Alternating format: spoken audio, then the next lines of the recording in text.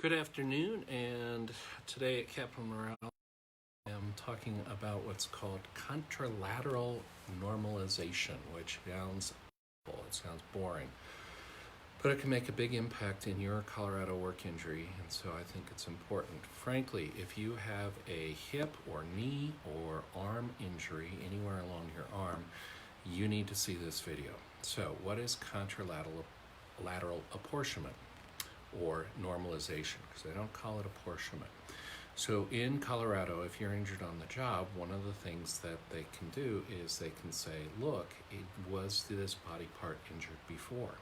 And if it was, then were you given an impairment rating for it before? So just to be simple, if you had like a prior back injury, say in 2005, and you got what was called a 12% impairment rating, you would be entitled, you'd have been paid that out. And then let's fast forward to 2019, you have another work back injury. Now you have a 15% impairment rating.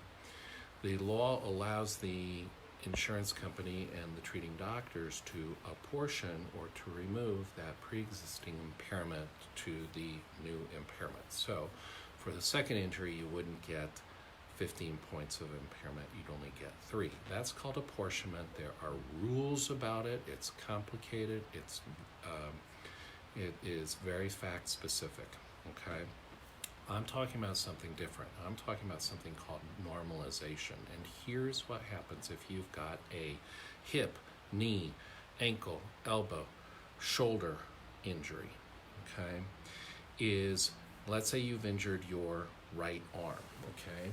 And now you can only lift your right shoulder up to here, okay? The doctor should take measurements of the range of motion and calculate what was lost, because before you could go like this, now this. And so you'll see the doctor do measurements of range of motion, but then what's going to happen is the doctor will say, well, let's see what the range of motion is on the left. And that is where the trap is about to be set, and that is a huge red flag. So number one, if you've been injured in your left at all, you need to say, well, wait a second, doctor, I have a prior left shoulder injury, because the doctor is not allowed to normalize your range of motion, okay? So then what the doctor does is does the range of motion here. And let's say you've only lifted up to here rather than to here. Well, the doctor will say, well, look at this loss of range of motion on the unaffected left arm. I'm going to subtract that range of motion from the right arm, and I'm only going to give an impairment rating from the difference between here and here. And that removes benefits from you, and that removes your compensation, even though you're not told, hey, why am I being asked to do this? So there's 2 things that you really need to do if you've injured a shoulder, an elbow, a knee, a hip, okay?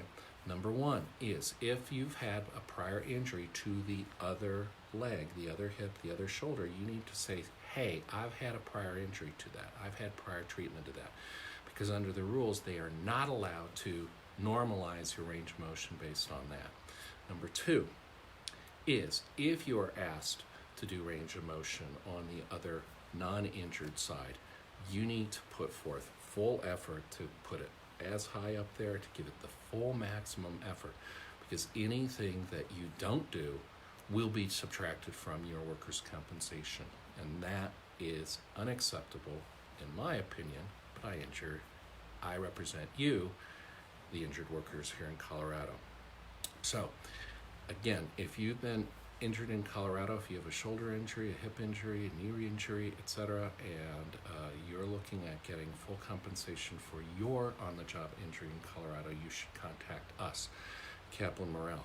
Would you believe in 2-3 days, I'll have been doing this for 25 years, representing injured workers here in Colorado. We have a number of experienced attorneys who have represented the insurance companies for decades, and now they're representing injured workers. And we would love to help you. The initial consultation is free, it's confidential, and we only charge 20% of what we get for you. And so with that, I would like to thank you for spending part of your afternoon with me. Thank you.